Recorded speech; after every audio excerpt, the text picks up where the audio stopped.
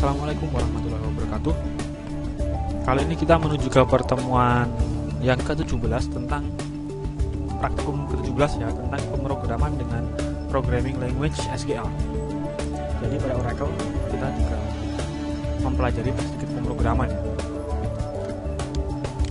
Oke, tujuan belajar kali ini adalah kita akan memahami bagian executable dari PL SQL block, kemudian menggunakan identifier secara benar, lalu memahami aturan pada blok bersarang.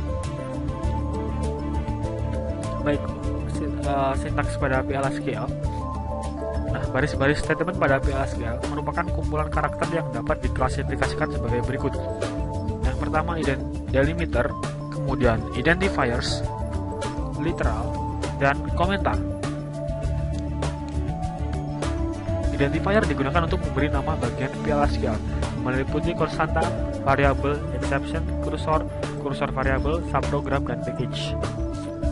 Nah, aturan penamaan identifier ya, maksimal 30 karakter, harus dimulai dengan karakter alfabet. Jadi tidak boleh dimulai dengan simbol atau nomor. Dapat terdiri dari angka, simbol dolar, underscore, dan tanda bilangan plus atau negatif. Tidak boleh ada spasi, tanda slash atau hyphen. 6%. Tidak memiliki nama yang sama dengan kolom database dan bukan merupakan reserve word. Literal dan slash. Literal adalah terdiri dari karakter dan numerik.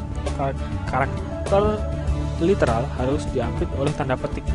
Contoh penggunaan literal, vname tidak 2 sama dengan, nah tanda petik 1 Daisy Rahmania Syarif. Numerik literal dapat berupa suatu nilai atau notasi saintifik.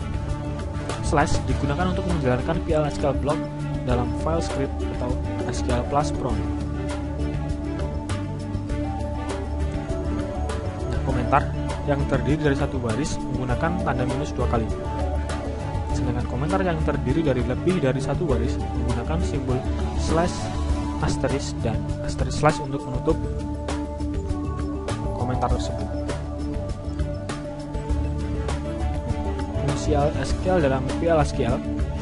Jadi sebagian fungsi SQL juga valid pada PL SQL. Namun ada beberapa fungsi yang hanya valid pada SQL tapi tidak pada PL SQL, yaitu fungsi decode, lalu fungsi grup seperti average, min, max, count, sum, dan contoh fungsi SQL dalam PL SQL seperti berikut ya. Jadi ada chr atau karakter dan flower. Nah, konversi tipe data. Fungsi untuk mengkonversi tipe data seperti to chart, to date, dan to number ini juga didukung oleh PL SQL.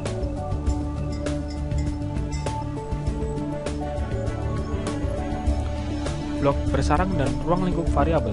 Nah, blok dalam PL SQL ditandai dengan begin dan end. Yang disebut dengan blok bersarang atau nested block adalah blok begin end yang terletak di dalam blok yang lain. Nah, yang perlu diperhatikan di sini dalam penggunaan nested block adalah ruang lingkup variabel. Contoh ruang lingkup variabel dalam nested block. Jadi Y di sini memiliki ruang lingkup hanya di begin dan end. Sedangkan X memiliki ruang lingkup semuanya karena dia dideklarasikan di paling luar. Nah, penentuan ruang lingkup dengan tanda delimiter ya. Nah, suatu blok dapat ditandai dengan menggunakan delimiter untuk menentukan ruang lingkup dari suatu variabel, seperti pada contoh berikut. Jadi kita tentukan outer. Hal ini berlaku jika kita memiliki dua variabel yang sama. Di dalam kita deklarasikan birth date dan di luar kita deklarasikan juga birth date. Maka untuk mengakses birth date yang di luar kita gunakan ruang lingkup outer. Outer kemudian birth date, maka akan mengakses birth date yang ada di luar. Operator dalam PL SQL ada beberapa juga, ada operator logika, operator aritmatika, operator concatenation, operator parenthesis, kemudian operator eksponensial. Baik, kali ini kita menuju ke latihan. Jadi, misalkan ada PLSQL seperti berikut. Ada blok dan subblok. Nah, tentukan nilai dan tipe data dari variabel berikut ini. V-weight pada posisi 1. Maka jawabnya adalah 2. Kemudian V-newlog pada posisi 1.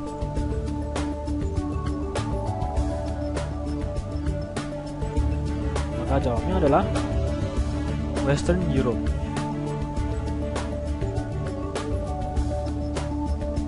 V-weight pada posisi 2. Maka jawabnya adalah 600 ditambah 1. 601. Kemudian V-message pada posisi 2. Maka jawabnya adalah produk 10012 is in stock. Dan V-newlog pada posisi 2. Maka terjadi error karena di awal tidak dideklarasikan ada variabel newlog. Variabel newlog dideklarasikan pada subblok dan hanya mencakup, dan ruang lingkup dari newlog hanya ada di blok tersebut.